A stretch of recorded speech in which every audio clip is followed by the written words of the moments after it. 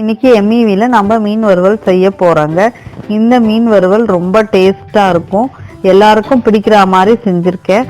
ரவை போட்டு செஞ்சதால ரொம்ப மொறுமொறுன்னு டேஸ்டா இருக்கும். வாங்க எப்படி செய்யலாம் பார்க்கலாம். நம்ம சேனலை சப்ஸ்கிரைப் பண்ணாதுங்க, சப்ஸ்கிரைப் பண்ணிக்கோங்க. பெல் பட்டனை ப்ரெஸ் பண்ணுங்கள். அப்போ தான் நம்ம போடுற சமையல் வீடியோ உங்களுக்கு வரும். இப்போ நம்ம மீன் நல்லா 1/4 கிலோ மீனை எடுத்துன்னு வந்து நல்லா கழுவி கட் பண்ணி எடுத்துன்னு வந்து வச்சுருக்கோங்க. இப்போது முதல்ல உப்பு போட்டுப்போம்.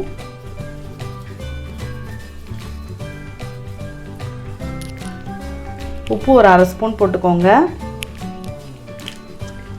இஞ்சி பூண்டு விழுது ஒரு ஸ்பூன் எடுத்து வச்சுருக்கேன், இதையும் போட்டுக்கோங்க. உப்பு ஒரு 1/4 ஸ்பூன் மஞ்சத்தூள் இதையும் போட்டுக்கோங்க. 1.5 ஸ்பூன் மிளகாத்தூள், வெறும் மிளகாத்தூள் எடுத்து வச்சுருக்கேன், இதையும் போட்டுக்கோங்க. மீன் ஃப்ரைக்கெலாம் வெறும் மிளகாத்தூள் போட்டால் ரொம்ப நல்லா இருக்குங்க. தனியாத்தூள் அதுவும் 1.5 ஸ்பூன் எடுத்து வச்சுருக்கேன், போட்டுக்கோங்க. இப்போது நான் 1 ஸ்பூன் கரம் மசாலா போட்டுக்கிறேங்க. இந்த கரம் மசாலா போடுறதால மீன் ஃப்ரை வந்து ரொம்ப டேஸ்ட்டாக இருக்கும். இந்த மீன் ஃப்ரை வந்து வித்தியாசமாக இருக்குங்க. லெமன் 1/2 பழம் கட் பண்ணி வச்சுருக்கேன், இதையும் நல்லா புழிஞ்சிக்கோங்க. புளிப்புக்கு நம்ம லெமன் போடுறோம். இப்போது இதை நல்லா பெரட்டி ஒரு 1/2 hour ஊற வச்சுருவோம். இது மாதிரி நல்லா பெரட்டிக்கோங்க.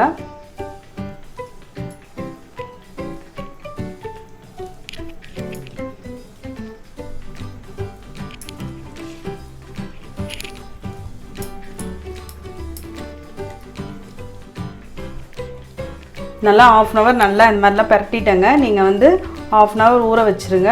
அதுக்கப்புறம் நம்ம மீன் ஃப்ரை பண்ணுவோம். 1/2 hour நல்லா ஊறிடுச்சிங்க வஞ்சர மீன். 1/4 கப்பு ரவை எடுத்து இந்த மாதிரி நல்லா தட்டில் கொட்டி வச்சுக்கோங்க. இப்போ மீனை வந்து நல்லா பெரட்டிக்க போகிறோம்.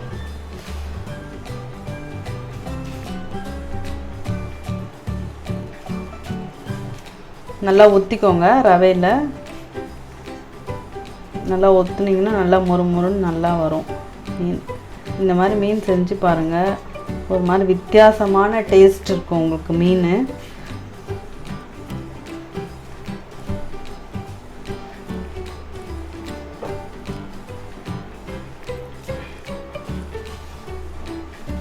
நல்லா பரட்டிக்கோங்க எல்லா பக்கமும்.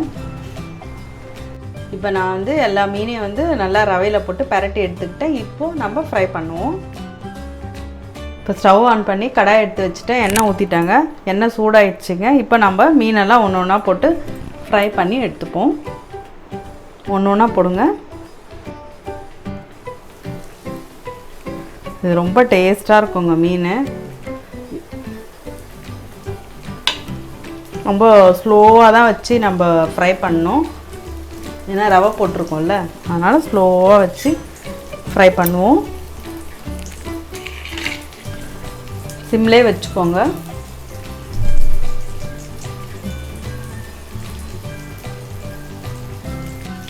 இப்போ இந்த பக்கம் கீழே நல்லா வெந்திருக்கோங்க. இப்போ இந்த பக்கம் நம்ம திருப்பி போட்டுப்போம் ஒன்று ஒன்றா.